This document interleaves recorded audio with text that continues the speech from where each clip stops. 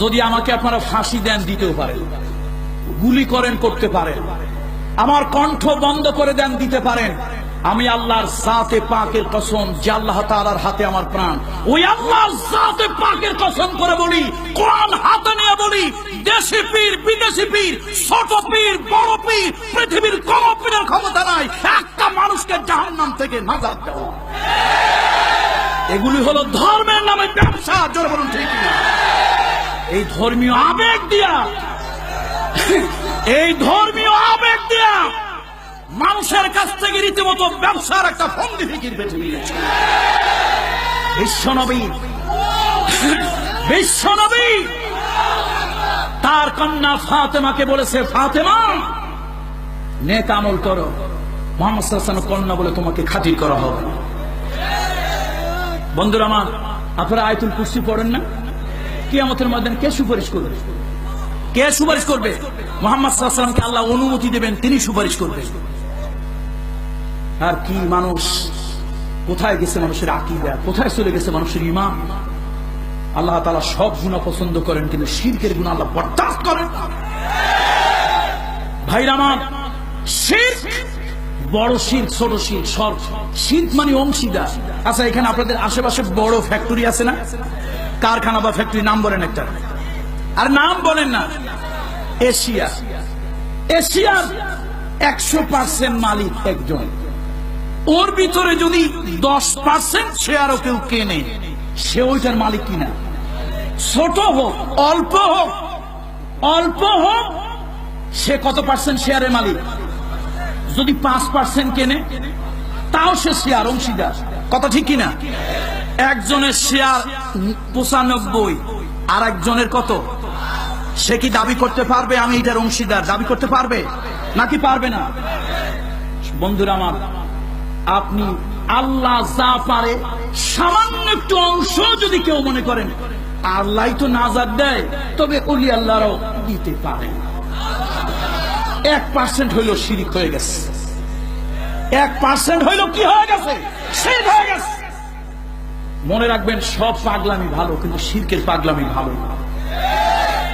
কিয়ামতের জাহান্নাম বড়ই ভয়াবহ, জাহান্নাম বড়ই ভয়াবহ। যেই নবীর আগের জীবনের গুনাহ নাই, যেই নবীর পরের জীবনের গুনাহ নাই, আল্লাহ মাফ করে দিয়েছেন, ঘোষণা দিয়েছেন।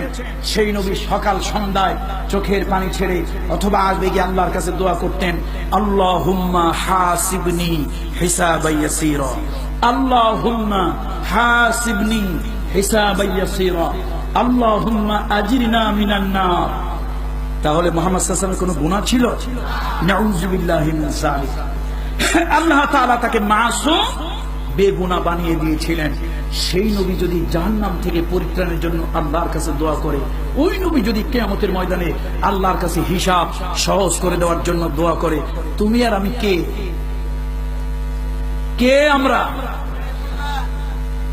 বন্ধুরা আমার, দুর্ভাগ্য আজকে দুনিয়ার সব ব্যবসার মন্দা, শুধু ধর্ম ব্যবসার মাশাআল্লাহ বাজার ভালো। সব ব্যবসার কি যাচ্ছে? আকাল দুর্দিন যাচ্ছে, অর্থনৈতিক মন্দা যাচ্ছে। সব ব্যবসায় একটা ব্যবসা মাশাআল্লাহ ভালোই চলা। পুঁজি ছাড়া ব্যবসা লস হওয়ার কোনো ভয়? পুঁজি খাটাইলেই না আপনার লস হবে।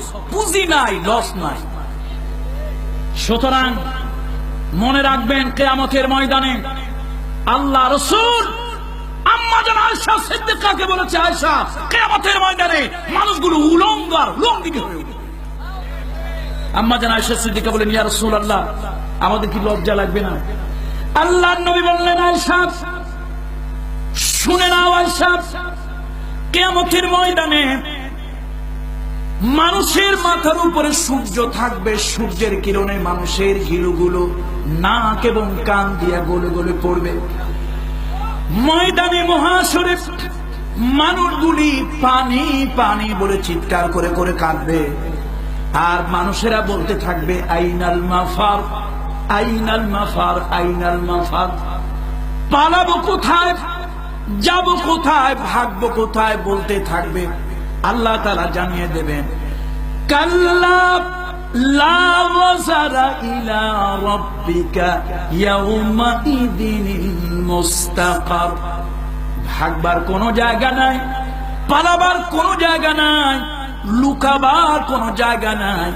যেদিকেই তুমি যাও আল্লাহ তাআলা তোমাকে বেষ্টন করে আছে। ও আয়েশা, কেউ কারো লজ্জাস্থানের দিকে তাকানোর একটু হুঁশ থাকবে না। ভাইরা, বুকে হাত দিয়ে আপনার আল্লাহর কসম করে বলেন, আল্লাহর কসম করে বলেন বুকে হাত দিয়ে, এই যে কিয়ামতের ময়দানে স্বামী তার স্ত্রীকে চিনবে না, স্ত্রী তার স্বামীকে চিনবে না, এই ওয়াজ কি শুনছেন না কি শোনেন নাই? নবীরা কিয়ামতের দিন কি বলবে? আচ্ছা, তাহলে নবীদের মূল্য কদর বেশি না পীর ওলিদের মূল্য কদর বেশি? তাহলে আল্লাহ কি আপনার সামান্য জ্ঞান দেয় নাই? নবীরা দুনিয়া নাফসি নাফসি বলে, ওই দেশি পীর বিদেশি পীর ওই ব্যাপারীর খবর থাকবে কেমনে? ও তো রীতিমতো ধর্ম ব্যাপারী, ধর্মীয় আবেগ দিয়ে মানুষের কাছ থেকে কিছু ধান্দার ফায়দা। এই জন্য বলি, আল্লাহ তাআলা এর থেকে আমাদেরকে হেফাজত করুন, আল্লাহ তাআলা এর থেকে আমাদেরকে হেদায়েত করুন।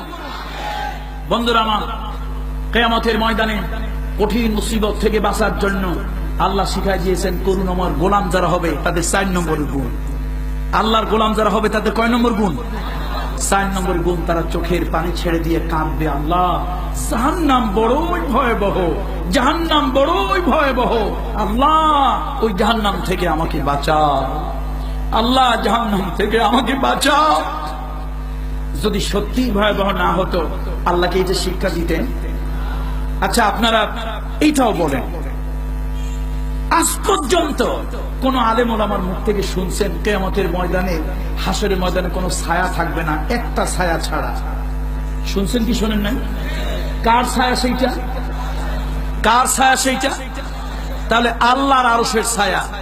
যদি এই দুনিয়ার বাবারা এত বড়ই ক্ষমতাসীন হতো তো বাবার ছায়াও তো হতো। কিয়ামতের ময়দানে নাজাতের রাস্তা একটাই, আল্লাহর গোলাম।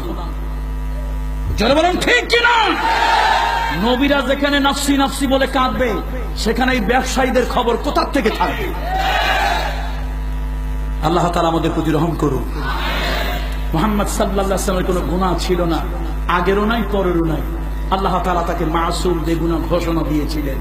সেই নবী যদি কাঁদতে পারেন, সাইয়্যিদুনা আবু বকর সিদ্দিক যদি কাঁদতে পারেন, ওসমান জিন্নুরাইন যদি কাঁদতে পারেন, আলী রাদিয়াল্লাহু তাআলা আনহু কাররামাল্লাহু ওয়াজহাহু তিনি যদি কাঁদতে পারেন, তাবেঈরা তাবেঈরা যদি কাঁদতে পারেন, আল্লাহর ওলিরা যদি সেই দাওয়াত পড়ে কাঁদতে পারেন, তাহলে তুমি নাজাত দেওয়ার কে? এই কথাগুলি বলে মানুষকে এই আখির যুগে কিছু দজ্জাল বের হয়েছে। এগুলা পীর নামক দজ্জাল। এগুলা কি পীর নামক কি? জোরে বলেন। ওমা আলাইনা ইল্লাল বালাগ। বলার দায়িত্ব আমার, বলে গেলাম। কিয়ামতের ময়দানে আল্লাহর আদালতে দেখা হবে ইনশাআল্লাহ। আল্লাহর আদালতে দেখা হবে, কিয়ামতের ময়দানে দেখা হবে ইনশাআল্লাহ।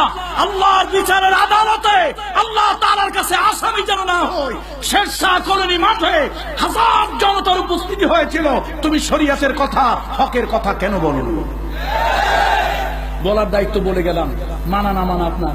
আলোচনা করেন, সমালোচনা করেন, রাগ হন, রক্তে কলিজায় জলে জ্বলুক। কিয়ামতের ময়দানে যদি আল্লাহ আমাকে হকের উপরে রাখে, আপনি আমার কথা মানতে বাধ্য হবেন। আর আপনাকে যদি হকের উপরে আল্লাহ রাখে, আপনার কথা মানতে আমি বাধ্য হব। আমি যা কিছু বললাম কোরআন এবং সুন্নাহ থেকেই বললাম। বন্ধুরা আমার,